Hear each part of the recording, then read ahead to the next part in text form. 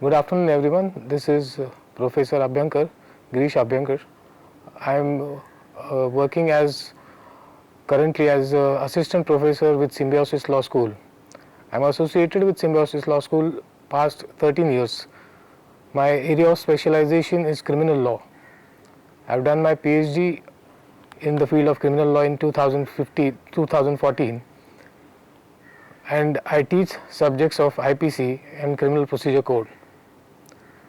Today the point of discussion will be credit card frauds. Let us first understand what are the objectives of today's session. The first objective is to understand the concept, nature of credit card frauds. Secondly, what are the different types of credit card frauds. Thirdly, understanding the mechanism, the prevention mechanism of fighting against credit card frauds. What is the approach of court as far as the negligence of the customer in case of credit card frauds, where we are going to refer to few cases and the judgment of Supreme Court with respect to the negligence with respect to credit card frauds.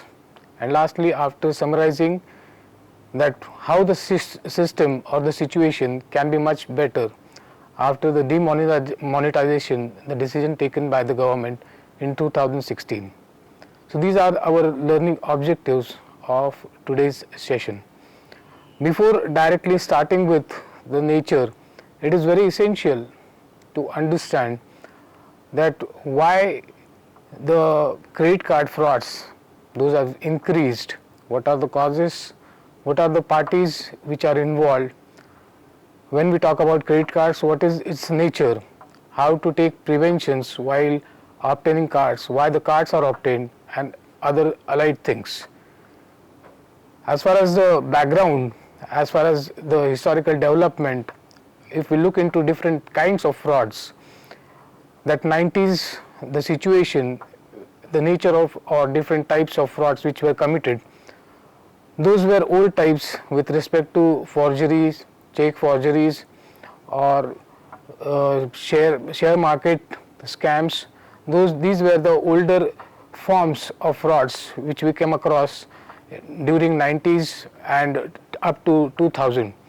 But the new evolution of different frauds which have evolved because of technological development or wide use of internet while making in e-commerce and trading or different transaction or making payments, it has posed a lot of challenges for banking, insurance and other financial service giving industry. Banking industry itself has undergone a lot of change. The industry has experienced considerable growth of post liberalization, but still it has faced great problems or different problems of fraud, money laundering or corporate governance, etc. That's why it becomes very essential to understand how the developments have taken place. Technological developments, if we look into the technology which was or modus operandi, that was much insistence through the manual work which was performed by banking industry.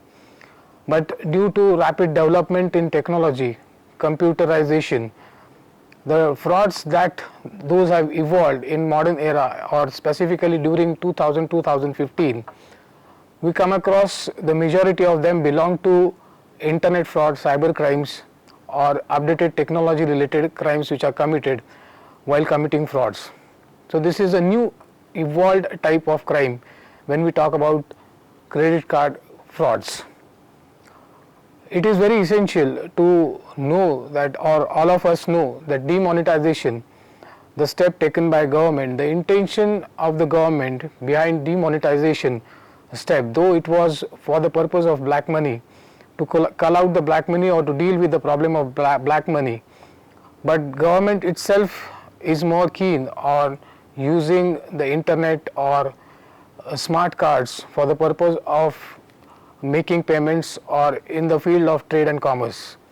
Definitely, it has posed a lot of challenges as far as all stakeholders are concerned, including the customer, banking, insurance, or those industries which are providing facilities in the service giving industry. Banking company is a service giving or service rendering industry. It provides the banking services, and it has, as I mentioned, that it has gone a lot of changes due to the computerization that has taken place in banks. Today it's an era of e-governance, and in order to achieve the objects behind demonetization, definitely the systems, well updated systems or preventive measures, the government could have taken care of these aspects. Vigilant customers, right use of technology, all these things were required. But right now we are not concerned with the right or wrong decision taken by the government behind demonetization. When we talk about the nature, it's a plastic cards which are used for the purpose of making payments. These are the plastic cards known as debit cards or debit cards. Credit cards are generally obtained for various purposes. Majority times it is for the purpose of making transactions or obtaining a loan from those authorized agencies of the government. Understanding the nature, when it comes to the nature of credit card frauds, two concepts or two terms are there. Credit card frauds. First, the concept of fraud and what is credit card fraud. As far as the definition of fraud is concerned, as per the definition of RBI, there are few elements which are involved in the definition. The first element, that it's a deliberate act of commission or omission.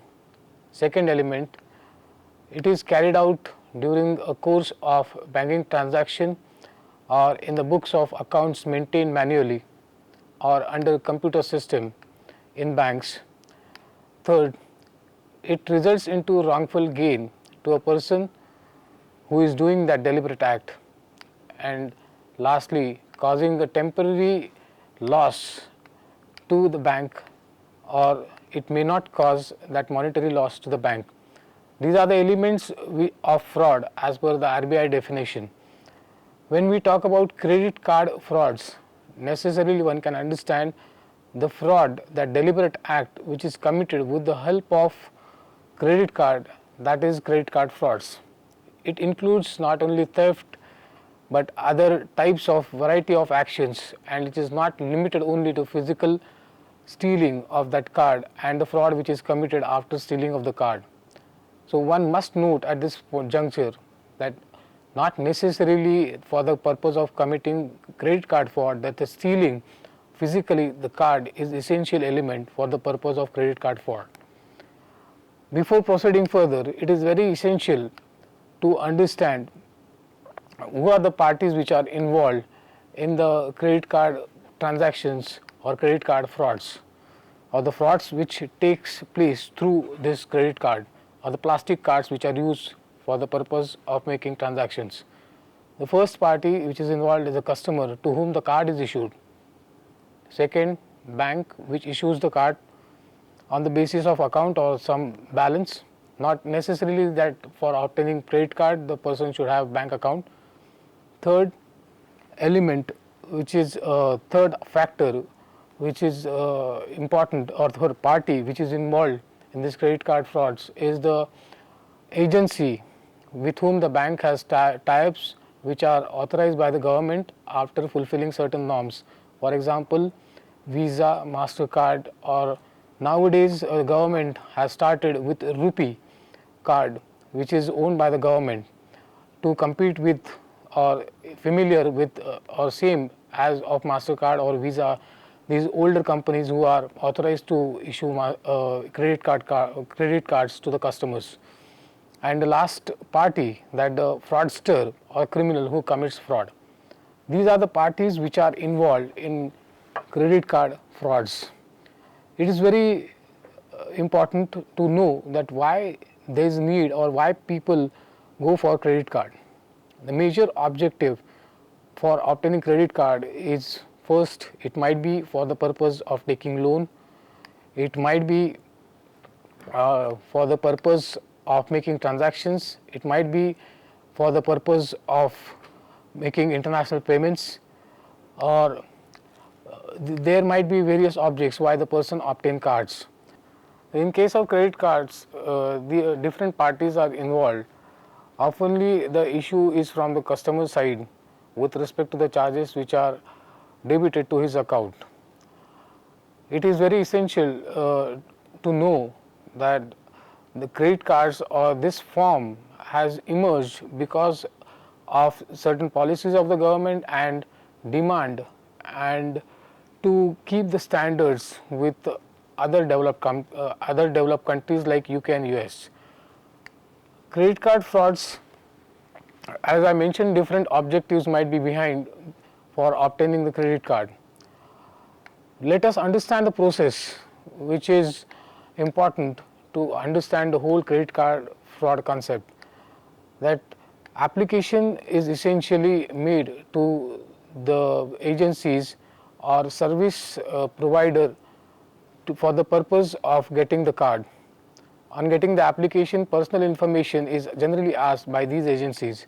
After giving this sharing for personal information, after certain period satisfying those norms, the customer is issued that card. And for all these services, please, one must note that these are the services, all are paid services, nothing that comes free. So bank charges for these type of services certain percentage. The percentage might be ranging from 0.3 to ranging up to 0.3% depending upon the nature of agreement. It's very essential, equally important, that credit card, whenever it is issued, it is through agreement. There is an agreement between the customer and the bank. So one must be careful while entering into such application or signing up such agreement along with the bank or the service provider. So this is about the application or the process which is followed in case of credit card when it is issued by that service provider on the application by the customer. After issuing of card, when the card is swiped or put into transaction or transaction is made, periodical statements are issued for which the customer is entitled to receive those statements to verify that he is being charged for right kind of a charges. There is no overcharging which is done by these banks which are issuing credit cards. As per the new guidelines of RBI, that for the purpose of obtaining credit card, when the application is made, the consent of the customer that must be expressly obtained by the bank, because the cases have been reported that there was on the basis of cards which were issued which ended up with the complications and the basis of implied consent. Hidden charges were charged and the person was absolutely not known that the credit card has been issued to him. In order to avoid these circumstances, now as per new guidelines, expressly the consent of the customer must be obtained. After discussing this process, next point of discussion will be why these credit card frauds happens. Before going to different kinds of credit card frauds, let us understand what are the causes. It is major cause behind a credit card fraud is sharing of personal information when it happens negligently, when it happens unknowingly, when it happens by the unauthorized use in a different manner. Otherwise, duplication or there are different types how the credit card fraud is possible. So these are the causes. It might be sometimes due to active involvement or with the knowledge or knowing involvement of the insider, that is bank employee, in cases of frauds. So there might be reasons, different reasons behind such credit card frauds. After knowing these causes or the reasons behind, let us now go to the next point of discussion, that is what are the different types of credit card frauds. Starting with first type, that is application fraud, where on the basis of existing account the application is made fake application is made to obtain the personal information, that after receiving the personal information on basis of such fake application, it is being used for the purpose of making the process and obtain fake payment or the transmission of money. The second type is multiple imprints, that when the card is swiped, generally it takes one or two printouts. One is given for the customer and one is kept by the merchant. One a merchant or trader or with whom the transaction is performed is one of the important party as far as the credit card fraud is concerned. Without the permission, that fraudulently that merchant takes multiple prints which are being put to use, produced to the bank for the purpose of obtaining payment.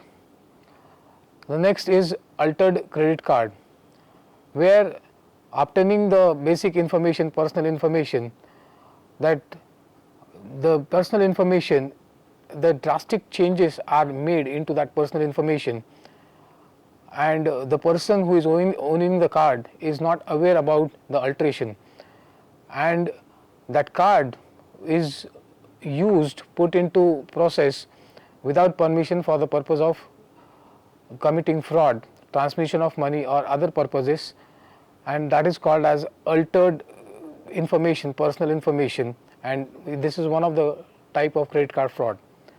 Duplicate card, the third or the next one is duplicate card, that from the original, when the card is stolen, physically there is a stealing of card, not necessarily but many a times that duplicate card is prepared and that duplicate card is put into the process for the purpose of committing fraud. Next is terminal takeover. Terminal takeover, the bank or that personal information, the whole data is stored in one computer or with one agency who is authorized to process the transaction after verifying that necessary data. When such kind of a personal information is hacked, stolen or taken away without the permission or fraudulently, and the whole data is being sold in the black market for the purpose of committing fraud, this is called as terminal takeover. Recently the attack, the credit card with respect to the cards or ATM cards that has happened, this is a good example of terminal takeover, that sometimes that all the information is hacked and which is used for the purpose of committing fraud. Next is mail order or telephone order, that person gets telephone call in the name of fake company and given information as if that is a genuine company, and the personal information is demanded and person falls prey, customer falls prey and shares his personal information, and that personal information is put into use for the purpose of committing fraud or transmitting the money. Next is merchant collusion, that in collusion with the merchant or agreement, the fraudster that copies the information or gets the information and uses it for the purpose of committing fraud. Scheming, where with the help of some small device, that electronic device, the chip information in the credit card, that information is copied and is used for the purpose of committing fraud. Phishing is very common example, rampantly used for the purpose of committing fraud, that giving information or through email or through SMS, and the personal information is recovered from such emails. Why I must mention this, that in case of phishing, when it comes to credit card fraud or frauds are concerned, the people are not aware that for a certain time if that email remains into inbox, immediately there is a hidden program which runs through and copying the patterns of behavior or codes which is followed by that person. That behavior is observed secretly, that is not known to that person who is using the computer or the system or the credit card, and that pattern is used for the purpose of committing fraud. Next is Leibniz loop fraud, where the loop or look is fit into the POS or ATM machines to block the card. So the customer is under impression that his card has been blocked, and he has to now refer the matter to the bank. But actually the card is not blocked, and after the customer, after leaving the spot, immediately that card is taken out, and which is used for the purpose of committing fraud. Shoulder surfing, that placing that in such a situation or nearby the customer so that he can see the pattern behavior or the code which is followed, and he copies it. He is in a position, is closely placed by the customer, and he gets the information, copies the information and use it for the purpose of committing fraud. Next will be repacked delivery. In cases of repacked delivery, the goods which are purchased through internet or through websites through fraud, those are again packed newly as if a new product, and those same products are sold through auction on email to different customers. So these are different kinds or types of credit card frauds. After understanding different types of credit card frauds, let us now, since there is a drastic increase in credit card frauds, it's very essential to have a good mechanism to prevent these types of frauds. The measures which are recommended by RBI, those are on similar types as recommended in US by the concerned agencies. When it comes to the mechanism to deal with credit card frauds, some of the RBI guidelines, RBI while issuing those circulars has included the same guidelines as issued by US Federal Trade Commission, which includes like generally don't share your personal information, or don't sign multiple receipts after swapping of card. Until and unless you get back your card, don't leave card out of your sight. So same kind of guidelines to large extent the RBI circular which provides. Now after discussing this mechanism, as per the RBI guidelines, there are internal procedures or internal safeguards that has to be taken by these service providers or facility providers giving this credit card facility.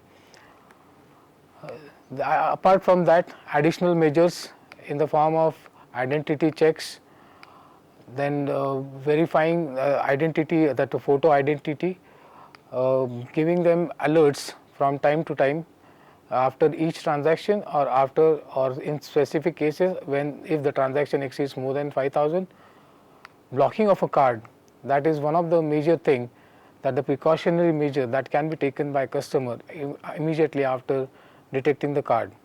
The alternative measures, when it comes to alternative measures, the trend which has developed now, that insurance in case of cards is respective of the nature of the card is being issued. Let it be membership card, let it be credit card, let it be other cards giving other facilities.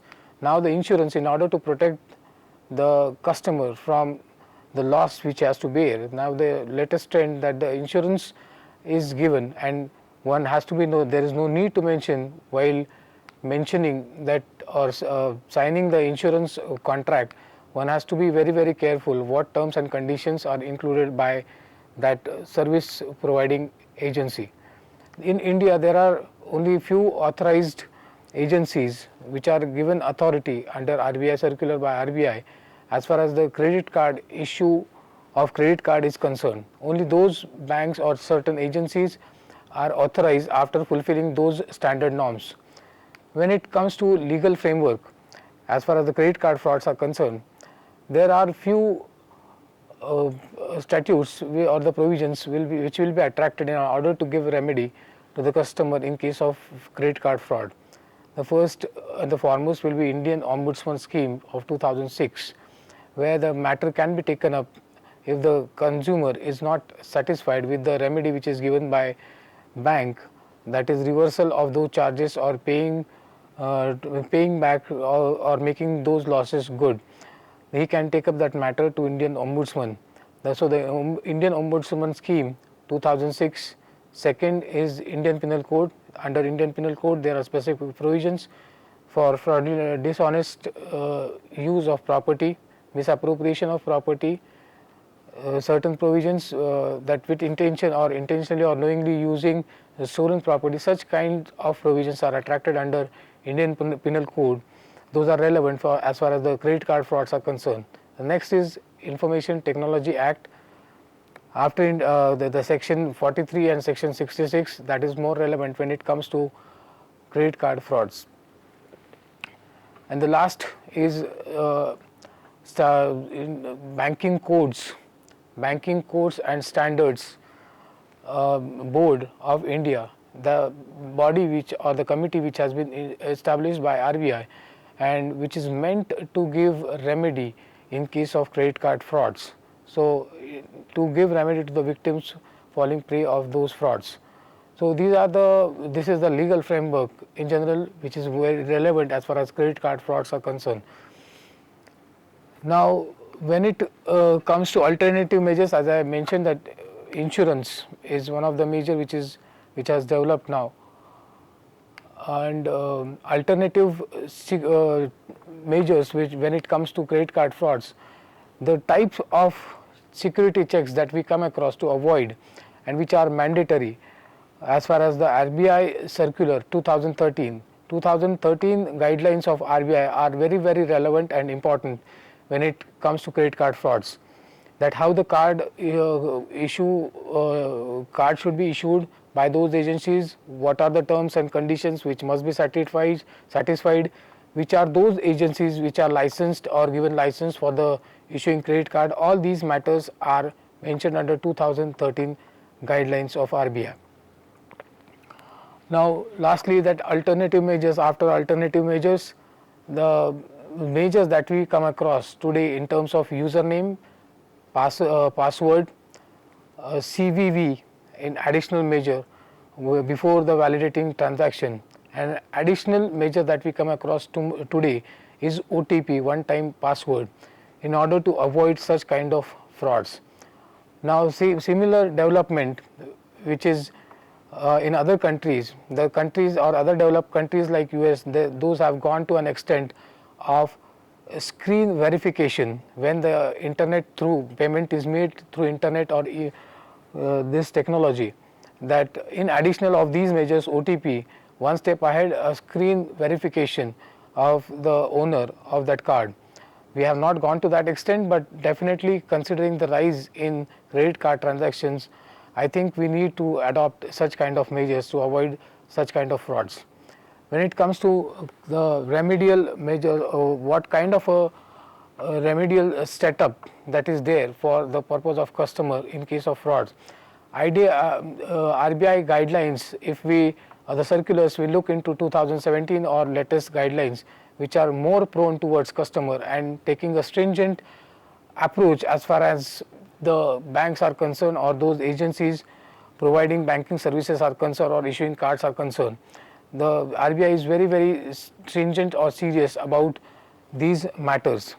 When it comes to credit card frauds or the guidelines which are new guidelines which have come through 2017, that if the matter is reported within 3 days and immediately it is informed to the bank, then there will be zero liability. Zero liability, the RBI is more interested in introducing this concept in India. Now it is limited up to 3 days. Within 4 to 7 days, it can be up to 5,000 rupees. And especially in cases where the bank employee is found involved in bank frauds or credit card frauds, the entire liability the bank has to bear. So these are the new things which have come through RBI guidelines. Still much more to awaiting as we will proceed with these plastic cards and the use of these plastic cards. Now let us consider a few cases. These are not very landmark cases, but these are relating to credit card frauds and the relating issues. JSY versus State. In this case, what happened? The customer went to a hotel, he swiped the card to make a bill payment. His card was taken for the purpose of bill payment. Out of his sight, that card was additionally swapped for making tip payment. It was not informed to him, and his account was debited. And when the case that was referred and the facts were gone through by the court held that there was no negligent act by the customer, or there is no fault of the customer, and he was not informed about the same. So that reverse entry should be made, and he should be again paid those charges by the bank, and the bank is responsible for those additional charges. Dr. Vijaya Kulkarni and Sushma Kulkarni versus SBI. In this case, what happened that the person, his card was swiped in Russia. He claimed when it came before court that all the system, the security measures as far as his computer, those were all working fine, and he never swiped his or used his card. But still his card was swiped without his information secretly, or it was that information was hacked and that was used in Russia for the purpose of making payments. And this is how the fraud happened. And in this case specifically, the Supreme Court said that the individual is not in a position to fight against the use agencies or service providers, or in case of transnational issues, or when such kind of issues arose, that is jurisdictional issue, which is a major problem in case of credit card frauds, which is very challenging, and till there is no answer how to deal in such cases. So this case is relating to jurisdictional issue. The next case, Siva Subramaniam versus ICICI Bank. What happened in this case, facts of the case, that in this case the customer, that he was receiving on regular basis notifications from bank, and one day he received a fake mail, phishing mail, informing him that if you do not share your password or the personal information, your services, bank services, those might be deactivated. On getting this mail, he shared his personal information, and because of after this, his huge amount was transferred on the basis of that sharing of information from his bank account. When after that he noticed it that a huge transaction has taken place because of this sharing of information, but the bank refused to accept the liability, and that case went up to the court. The court decided that there was no negligent act or sharing of personal information by the customer, and he has just fallen prey, and in such cases bank has to bear the liability. Another additional measure when we talk about preventive measures, now as per the recent RBI guidelines, if the complaint has not been resolved, remedy is not given in case of complaint of credit card fraud or fraudulent transmission by the bank within 90 days, then the customer is entitled for rupees 100 per day charges to recover those charges from bank. Lastly, if we want to summarize, if at all, what recommendations can be made after going through or understanding the nature, different legal mechanisms, parties involved, nature, how we can best summarize that there is a need, first point, to have a centralized agency like in US, which is authorized by the government to take care all situations of credit card frauds. Secondly, there is a need to have a more proactive role to be played by these service providing agencies like bank, not only taking or encouraging the customers for using e-banking or those facilities, but facilitation is more required. Education must be given, because many times we come across that in case of age-old citizens, senior citizens, or even many people, those are not able to handle those issues, to use those services. And last but not the least, as far as the recommendations are concerned, that there is a need of large scale awareness to be spread about these services and utilization in a safe mode, a safe manner by these service providers. Thank you so much.